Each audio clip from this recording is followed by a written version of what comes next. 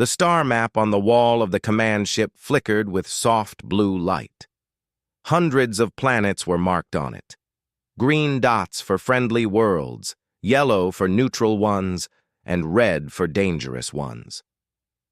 There was one dot, however, that did not fit into any of those colors. It was a small, blinking white dot near the edge of the map. It sat quietly, almost like it was minding its own business. But everyone in the room knew better than to ignore it. That dot was Earth. And General Zovac stood with his long gray arms behind his back, staring at the map. He was tall, even by the standards of his people, the Vorkai. His skin was the color of ash. His eyes were large and yellow, and his head was slightly too big for his thin body.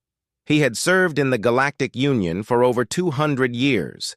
He had dealt with wars, rebellions, rogue planets, and once, a very angry cloud of sentient gas that had taken over 3 solar systems. He had seen everything, or so he thought. "Sir," said a small voice behind him. Zovac did not turn around. "What is it, Teb?" Teb was his junior officer. He was young, barely 30 years old, with green skin and nervous eyes that were always blinking too fast. He was holding a datapad tightly in both hands, and his fingers were shaking just a little. "It is the humans, sir," Teb said. Zovac slowly turned around. "What about them?" Teb swallowed. "They are... I not pleased." Zovac looked at him for a long moment. Then he walked to his chair, sat down heavily, and rubbed his forehead with 3 of his 4 fingers. "Tell me everything," he said. It had all started 3 weeks ago, which in human time was not very long at all. The Galactic Union had been watching Earth for about 200 of their years. For most of that time, the humans had been completely unaware that they were being watched. They went about their lives, building things, outbreaking things, arguing with each other, eating strange foods, and making a remarkable amount of noise for a species that claimed to enjoy something called peace and quiet. The Galactic Union's official position on Earth had always been simple: observe, but do not interfere. Humans were what the Union classified as a Level 3 species, smart enough to be interesting, but not yet advanced enough to be invited into the larger community of the galaxy. As they had not yet figured out how to travel between stars, they still argued over invisible lines they had drawn on their own planet. And they had a habit of doing things that made absolutely no logical sense, and then explaining those things with great confidence, as if the logic was obvious to anyone paying attention. Still, there was something about them that the Union found hard to ignore. 3 weeks ago, a Union scout ship had passed too close to Earth's moon. It was an accident. And the pilot, a young Vorkai named Sess, had been eating his lunch and not paying full attention to his navigation controls. The ship had flickered briefly on Earth's radar systems, just for a moment, barely a blink, before Sess corrected his course and disappeared back into the dark. It should have been nothing. But humans, it turned out, were very good at noticing things they were not supposed to notice. Within hours, the flicker had been recorded, analyzed, argued about on something the humans called the Internet, and turned into several thousand pieces of what they called content. Some humans said it was a weather balloon, some said it was a secret military aircraft, and some, a very loud and very energetic group, said it was exactly what it was: a spacecraft that did not belong to any nation on Earth. Those last ones were correct, and they were not happy about it. "They started sending signals," Teb said, reading from his datapad. "Radio signals, laser pulses, mathematical sequences. They have been broadcasting in every direction for the past 18 days. "And what are they saying?" Zovac asked. Teb looked up. "They are saying, sir, that they know someone is out there, and they would very much like to talk." Zovac leaned back in his chair. "That does not sound unpleasant." "No, sir. But that is not all." Teb scrolled down on his pad. They have also said that if no one responds, they will interpret the silence as a hostile act. Zovak's large yellow eyes blinked slowly. They will interpret silence as hostility. Yes, sir? These are the same creatures who invented something called the silent treatment as a form of emotional punishment. Teb checked his notes. Yes, sir. Apparently they use silence against each other quite often, so they know what it means. Zovak was quiet for a moment. Around him, the other officers on the command deck were pretending to look at their screens, but every single one of them was listening. There is more, sir, Teb said carefully. Of course there is. A group of their scientists have calculated, incorrectly, but with great enthusiasm, the approximate location of our nearest observation post. They are calling it Point Sigma. They have published this calculation publicly on their global information network. It has been read by approximately 400 million humans. Zovak stood up very slowly from his chair. They published it. Yes, sir. They told 400 million of their own kind. Yes, sir. And several of those humans have begun organizing what they are calling an awareness campaign. There are signs and songs. One of their musical artists has written a song about it. It is currently number 3 on something called a chart. One of the officers at the back of the room made a small, strangled sound. It might have been a laugh. Zovak turned and looked at the room. Everyone immediately became very interested in their screens. He walked back to the star map and looked at the little white dot. 200 years of observation. 200 years of careful, quiet watching. And it had all come apart because a young pilot had been eating his lunch at the wrong moment. What is the song called? Zovak asked, not because it mattered, but because he found he needed to know. Teb looked at his pad.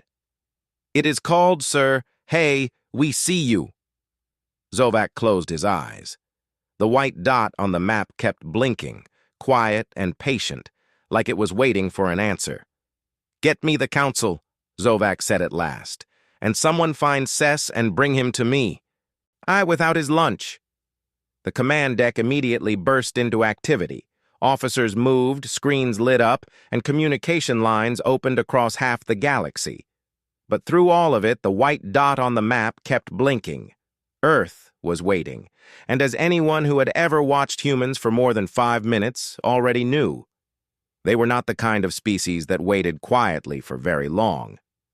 The Council of the Galactic Union met in a place that existed somewhere between 3 different solar systems.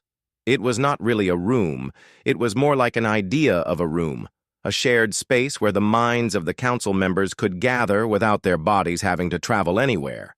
It was efficient, dignified, and very, very old. General Zovak appeared in this space as a tall gray shape, his yellow eyes the only bright thing about him. Around him, in a wide curved arrangement, there sat the other members of the council. There were 11 of them. Some had bodies. Some did not. One was a pure wave of light that changed color depending on its mood.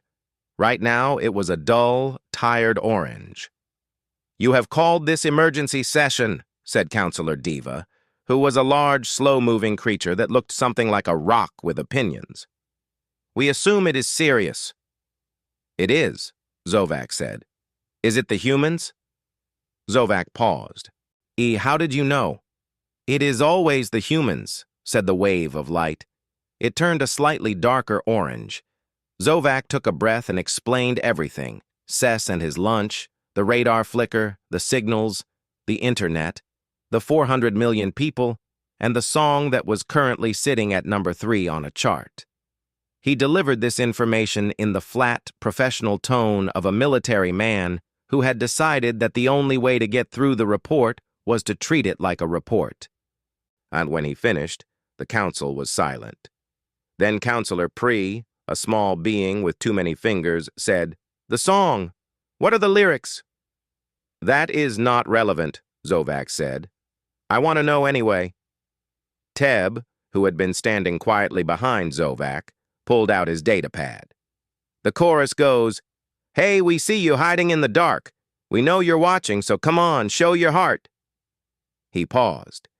It is apparently performed with significant energy. Another silence fell over the council. This is a diplomatic problem, said Counselor Diva, in the slow, flat voice of someone who was about to suggest that it was someone else's problem. It is more than diplomatic, Zovac said. The humans have publicly committed to treating our silence as a hostile act. If we continue to say nothing, they will escalate. And if we respond, we break 200 years of non-interference policy, said a tall silver being named Counselor Van. Yes. And if we do not respond? They escalate. Van tilted its silver head. What does escalate mean for a species that cannot yet travel between stars? Zovac looked at Teb. Teb scrolled through his pad. Currently, sir, they have launched 17 additional probes toward the area where they believe our observation post is located. They have redirected 3 deep space telescopes. And one of their governments has approved a budget for what they are calling a First Contact Preparedness Initiative, which includes, among other things, a rapid response communication team, a translation program, and a gift basket. A gift basket, Van repeated. A selection of items meant to represent human culture. Food items, music recordings, written texts, and something called a stress ball. The wave of light shifted to a confused yellow. They want to give us a gift, said Counselor Pre slowly. They think we are hiding from them. They are angry about it. They have told 400 million of their own kind, and now they want to give us a gift. Yes, Teb said. That is, Pre said, the most human thing I have ever heard. Back on the command ship, Zovac sat alone in his private room and read the full intelligence file on humans. He had read parts of it before, but never the whole thing. It was an enormous document. The Union had been watching Earth for 2 centuries, and in that time, an enormous amount of data had been collected, sorted, analyzed, reanalyzed, and in a few cases, set aside because no one could make sense of it. He read about their history, the wars, the discoveries, the moments of great cruelty, and the moments of extraordinary kindness, often from the same group of people within the same generation. He read about their art, which was strange and beautiful, and sometimes impossible to explain. He read about their science, which was young but sharp and getting sharper every decade. He read about their food, which came in a number that seemed unnecessary, and their humor, which the Union's analysts had been trying to understand for 40 years without complete success. Then he came to the section titled Behavioral Patterns Under Perceived Threat. He read it twice. Humans, the report said, I did not respond to perceived threats the way most species did. Most species, when faced with something unknown and possibly dangerous, either withdrew or prepared to fight. Humans, according to 200 years of observation, did both at the same time while also making jokes about it, naming things after it, building small figures of it to sell to each other, and in many cases, developing a fond affection for the very thing that had frightened them. There was a word for this behavior in several human languages. They called it fascination. Zovac sat back and thought about that. He thought about the song. He thought about the gift basket. He thought about the 400 million people who had read a scientist's calculation about the location of a Union observation post and had responded not with fear, but with interest, with excitement, with noise. He pulled up a recording that Teb had included in the file. And it was a clip from one of the humans' broadcast programs. A woman sitting in front of a camera, speaking to the people watching her. Look, she was saying with a wide smile and bright eyes. I'm not saying I know exactly what's out there, but I know something is. And you know what? Good. Good. It's about time. We've been sending signals for decades. The fact that something flinched when we looked up, that means we're closer than we've ever been. So whoever you are out there, we're not scared of you. We're just ready. Come talk to us. Zovac paused the recording. He looked at the woman's face, frozen on his screen. Her expression was not angry. It was not afraid. It was the face of someone who had been waiting for something for a long time and had just heard a knock at the door. He sat there for a while, thinking. Then he opened his communication line to Teb. "The council wants us to do nothing," he said. "Yes, sir," Teb said. "Well, they believe the situation will calm down on its own." "Yes, sir." Zovac looked at the paused recording. "Have you ever studied human history, Teb?" "Some of it, sir." "Has any situation involving humans ever calmed down on its own?" A pause. "Not frequently, sir." Zovac nodded to himself. "Find me everything we have on their communication protocols, and get me the translation division. Tell them I need someone who speaks human." "Which kind of human language, sir? They have over 7,000. Zovac stared at the screen. 7,000. "Give or take, sir." He rubbed his forehead again. "Start with the one the song is in, the loud one." "English, sir." "English," he repeated. "Yes, start there." The communication line closed. Zovac looked once more at the woman on the screen, at her bright, waiting eyes, at the smile of a species that had looked up at the dark and decided, with remarkable confidence, that the dark was looking back. And he pressed play. "Come talk to us," she said again. And for the first time in a very long career, General Zovac of the Galactic Union found that he did not entirely disagree. The translation division of the Galactic Union was located on a quiet station near the outer rim of monitored space. It was not an exciting place to work. The beings who worked there spent their days converting the languages and signals of 1,000 different species into forms that other species could understand. At most of the time, this work was slow, careful, and very, very boring. But when the request came down from General Zovac, the whole division woke up. The lead translator was a being named Quill. She was not Vorkai like Zovac. She was Sarathi, a species with 4 arms, pale blue skin, and a remarkable natural ability to absorb and process language. The Sarathi were the best translators in the known galaxy. Some of them could learn a new language in a week. Quill had been studying human languages for 11 years, and she considered herself, with some justification, to be the best the Union had on the subject. She was also, Teb would later note in his personal log, the most enthusiastic person he had ever met regarding a species she had never actually spoken to. "Oh, this is wonderful," Quill said when Teb arrived at her station and explained the situation. Her 4 arms were already moving, pulling up files and screens and audio clips. I have been waiting for this. Do you know how long I have been waiting for this?" "No," Teb said. 11 years, she said. 11 years of learning their languages.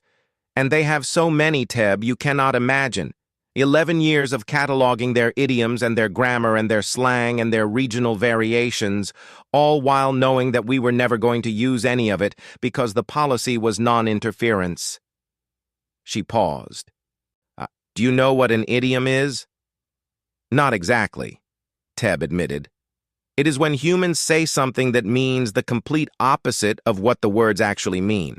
For example, the phrase break a leg means do well, and it's raining cats and dogs means it is raining very hard. No actual animals are involved." Teb looked at her. "Why would they say that?" Quill spread all 4 arms wide, the Sarathi gesture for joyful confusion. "No one knows. That is what makes them so interesting." She turned back to her screens. "Now tell me, what do you need translated and how quickly do you need it?" Zovac had not told the council what he was planning. This was, technically, a violation of several regulations. He was aware of this. He had decided that he would deal with the consequences later, and that the consequences of doing nothing were likely to be worse. His plan was simple. It was not a full first contact. It was not an official communication. It was just a message. small, careful, and hidden inside one of the mathematical sequences that the humans had been broadcasting. They had sent a pattern. He would send a pattern back, just enough to show that someone had heard them, just enough to stop them from treating the silence as a threat. Quill, when she heard the plan, immediately began improving it.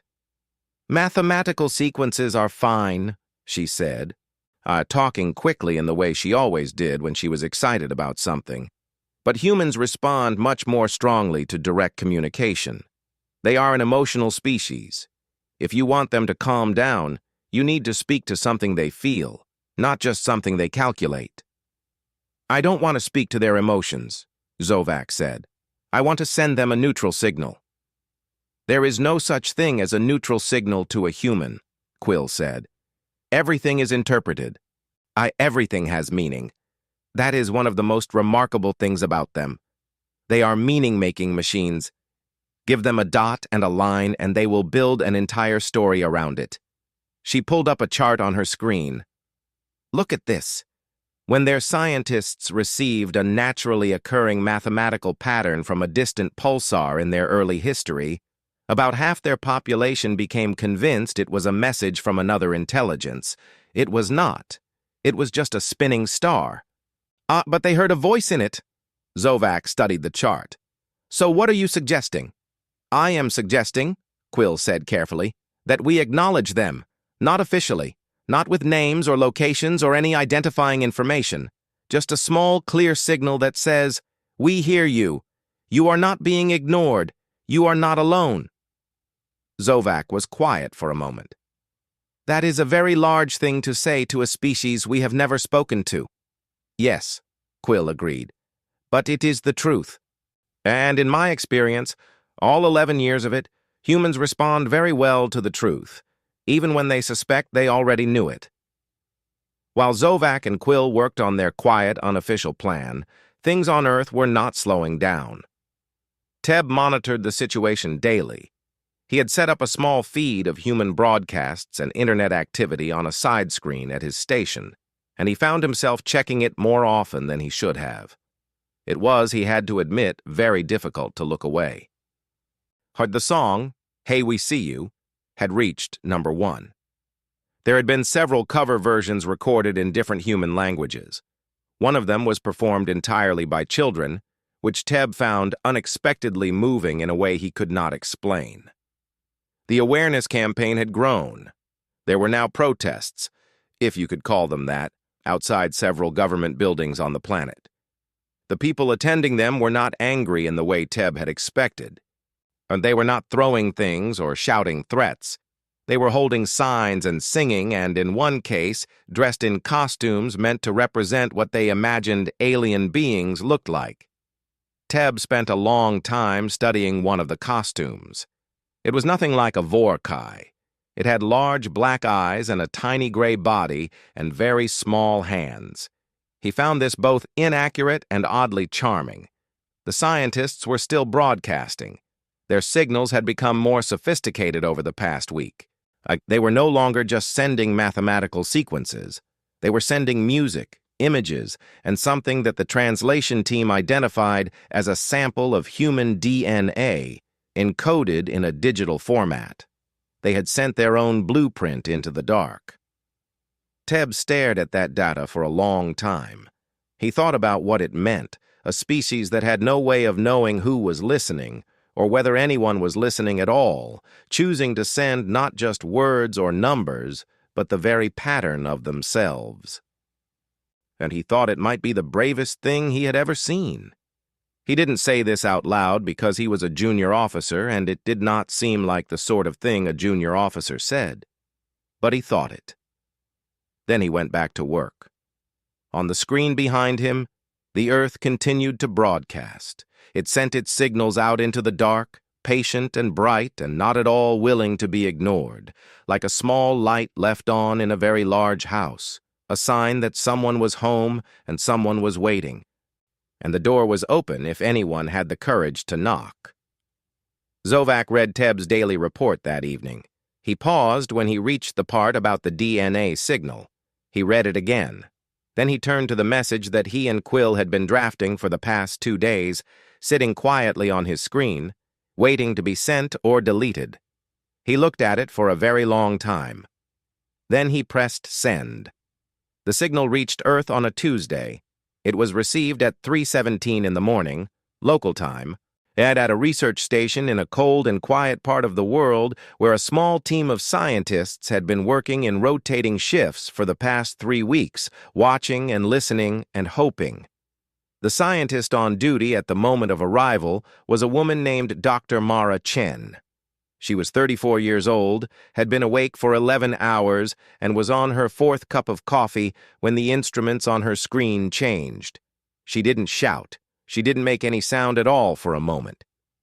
She just sat very still and stared at what she was seeing, the way a person stares at something they have wanted for so long that, when it finally arrives, their brain needs a moment to accept that it is real. Then she said very quietly, "Oh, there you are." She called her supervisor. Her supervisor called the team leader. The team leader called the director. The director called 2 governments. And within 4 hours, but what had been received by one tired scientist in the early hours of a Tuesday morning had been confirmed, documented, and very carefully not leaked to the public, which was impressive given that 3 different people had already told their partners about it in hushed and trembling voices. The signal itself was simple. That had been Zovak's instruction to Quill. Keep it simple. Don't say too much. Don't say too little. What the signal said, it decoded from the mathematical pattern the humans had been broadcasting back at them, was this: "We hear you. You are not unnoticed. Be patient." 3 sentences. That was all. But those 3 sentences traveled around the world faster than almost anything had traveled before. Within 48 hours, despite the best efforts of several governments, it was everywhere. Teb watched the reaction from the command ship with the focused attention of someone who has been told to monitor a situation but is actually just watching with his mouth slightly open. The humans, upon learning that someone had answered them, did not calm down. They became significantly louder. The song went to #1 in 27 countries simultaneously. There were people in the streets in cities all over the planet, not protesting exactly, but gathering. They standing in open spaces and looking up at the sky with expressions that Teb's monitoring equipment could only describe as varied but intense. Some of them were crying, some of them were laughing, some of them were doing both at the same time, and which Teb's report to Zovak described as emotionally ambiguous but clearly significant. On the internet, which Teb had by now come to think of as the planet's nervous system, humans were doing what they always did when something large happened. They were talking about it, billions of conversations happening all at once in thousands of languages and dialects, all circling the same central fact. Someone had answered. They were not alone. Teb noticed something interesting in the data, and before the signal, the dominant emotion he had been tracking in human broadcasts was frustration. That particular human state of wanting something and being unable to get it. But after the signal, the dominant emotion shifted. It was still complicated. It was still loud, but it had a different quality to it. The word that kept appearing in language after language, in message after message, was one that the translation team had always found interesting. Hope.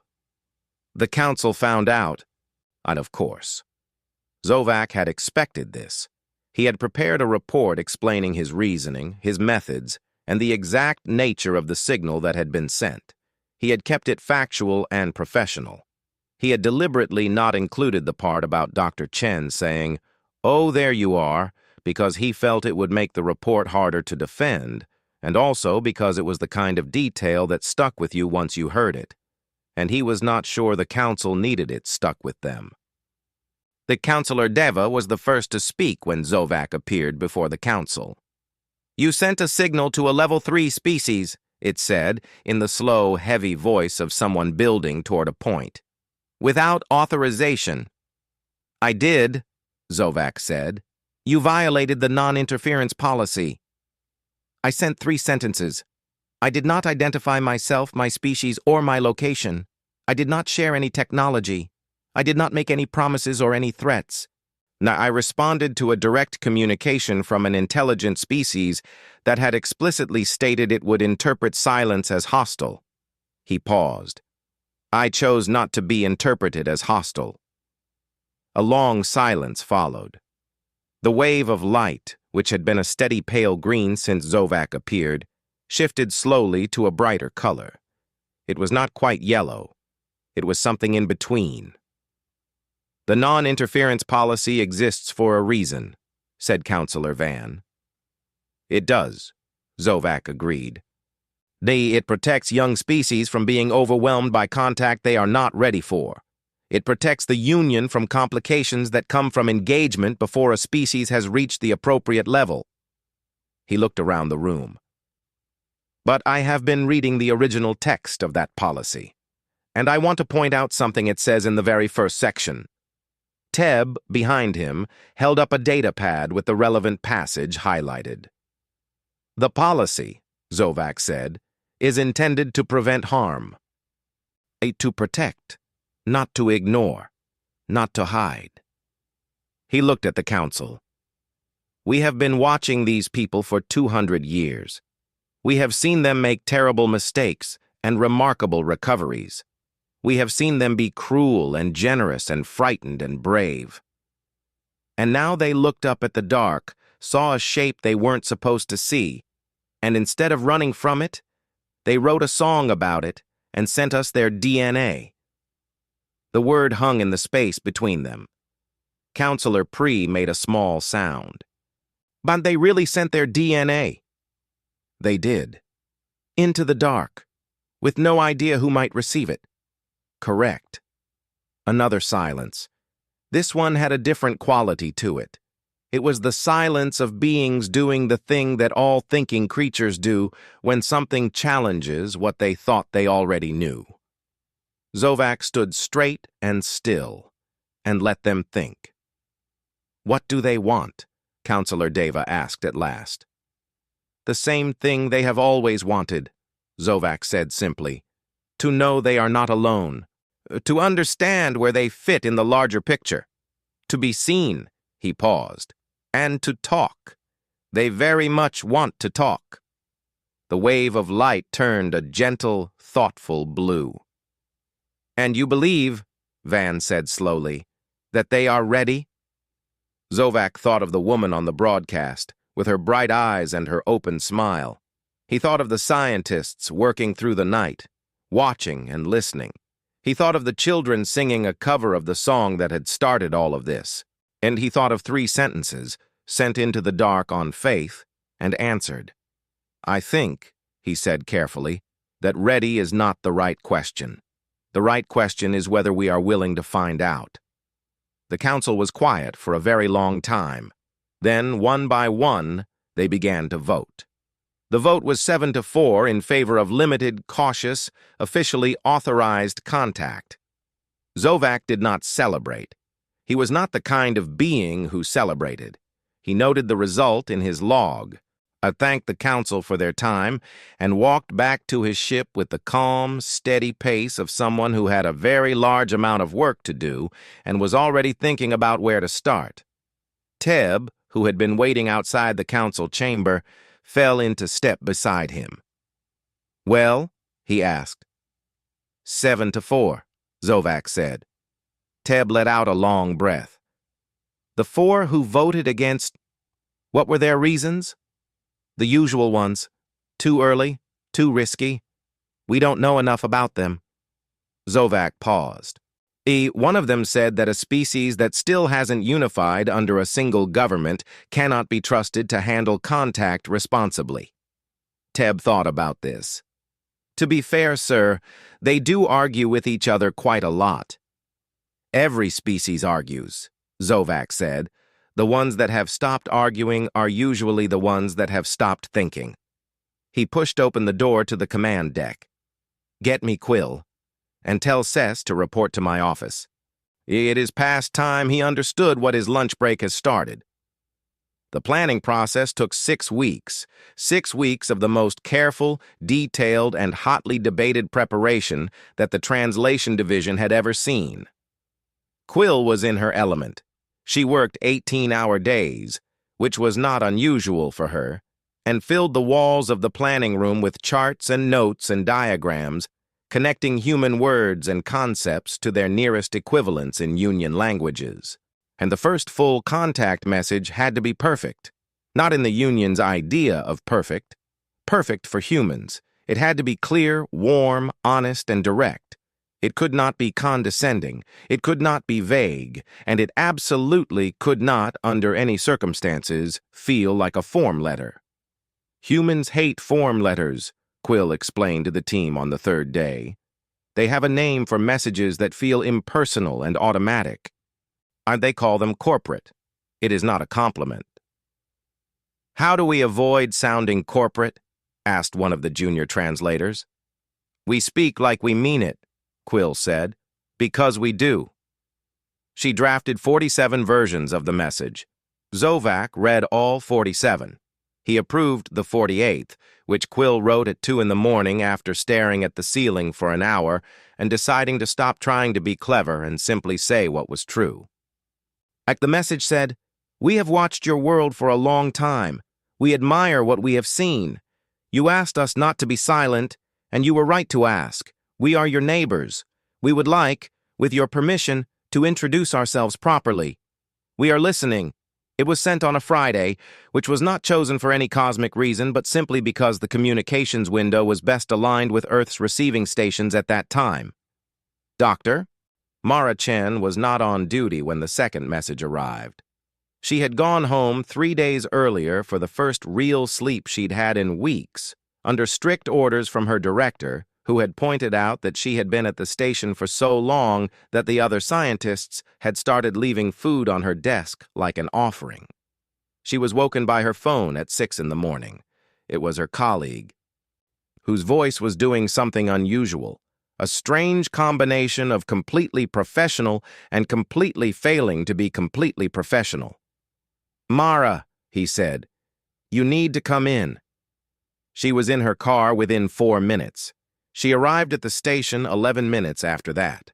The team was all there, all awake, all gathered around the main screen. Nobody was talking. They were just looking. She looked too. She read the message 3 times. And then she sat down in her chair, the same chair she had been sitting in when the first signal arrived. And she put her face in her hands and she cried, and nobody thought that was strange or unprofessional, because several other people in the room were doing the same thing. When she looked up, she said, "We have to answer." "The governments are already in discussion about the official response," her director said. "I know," she said, "but they asked for permission." That means we answer." She pulled her keyboard toward her. "Someone help me with the wording." It took them 2 hours. What they sent back was not a government statement. It was not an official declaration. It was written by 6 scientists in a cold room on a Friday morning, and it said, "We grant permission gladly. We have been hoping you would ask. We are not afraid. We are ready. Please do not wait too long." When the human's response arrived on the command ship, Zovac read it in his office with the door closed. He read it twice. Then he called Teb. "They said yes," he told him. "I heard, sir," Teb said. His voice had something in it that Zovac had not heard there before. Something open and a little raw, the way a voice sounds when the professional part of a person has briefly stepped aside to let the real part through. "What happens now?" Zovac looked out the small window of his office at the stars. At the enormous, ancient dark, and the countless lights scattered across it. Every one of them a story, a world, a species trying to understand its place in something so much larger than itself. "Now," he said, "we do the hard part.